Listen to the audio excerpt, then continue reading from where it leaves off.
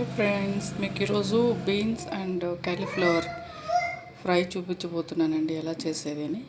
So ముందుగా మనము fry చేసుకుండే పల్లీలు, గ్రౌండ్ నట్, ధనియా powder, chilli powder, turmeric powder, salt, half spoon turmeric powder తీసుకున్నాను, 1 స్పూన్ ధనియా powder, 1 spoon chilli powder, salt మన టేస్ట్ తగ్గట్టు అండి. దీన్ని మనం గ్రైండ్ చేసుకోవాలి. చూసారా, ఇలా పొడి చేసుకోవాలి. అంటే కొంచెం చిన్న చిన్న ముక్కలుగా ఉంటేనే బాగుంటుందండి, టేస్ట్గా పంట కింద పడుతూ ఉంటే. ఇలా పొడి చేసుకోవాలి.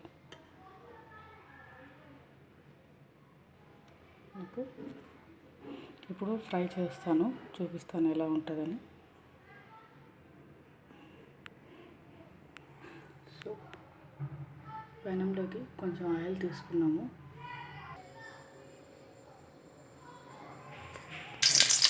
పోపు వేసానండి.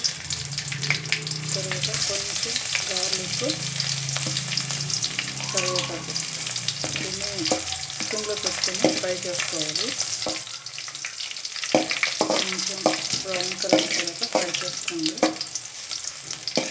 దీనికి ఉల్లిపాయ అవసరం లేదు, ఎందుకంటే ఉల్లిపాయ అయితే కొంచెం స్వీట్ అనిపిస్తుంది కాలీఫ్లవర్ వల్ల,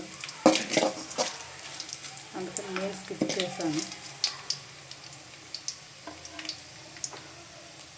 ఇప్పుడు కాలీఫ్లవర్ అండ్ బీన్స్ ఫ్రై చేసుకోవాలి. ఆయిల్లో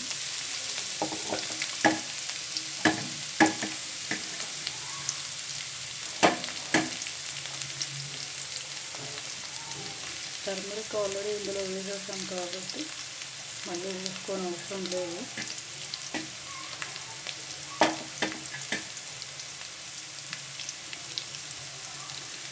ఇది కొంచెం హాఫ్ బాయిల్ చేసుకున్నానండి. మీరు హాఫ్ బాయిల్ చేసి పెట్టుకోండి, ఫుల్ బాయిల్ కాదు. నేను స్టీమ్ కుకింగ్ యూస్ చేశాను.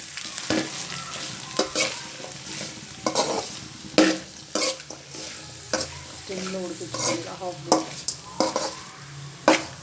తర్వాత కొంచెం బాగా ఫ్రై చేసుకోవాలి. కొంచెం కలర్ చేంజ్ అయ్యి స్మెల్ కొంచెం చేంజ్ అయ్యేంత వరకు.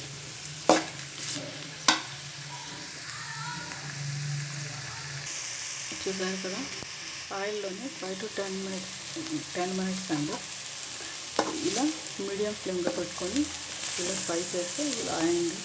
మీరు ఇలా ఫ్రై చేస్తూనే ఉండాలండి, గరిటె కొట్టుకొని తిప్పుతూనే ఉండాలి, లేకపోతే మారుతుంది.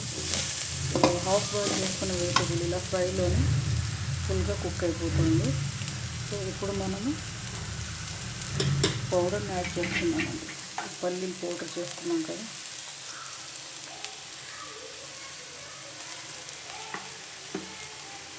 చూసారా, పౌడర్ వేసుకొని ఒక 2 మినిట్స్ చాలా ఇలా కలుపుతూ ఒక బాగా కలిసే వరకు ఇలా ఫ్రై చేసుకోవాలి.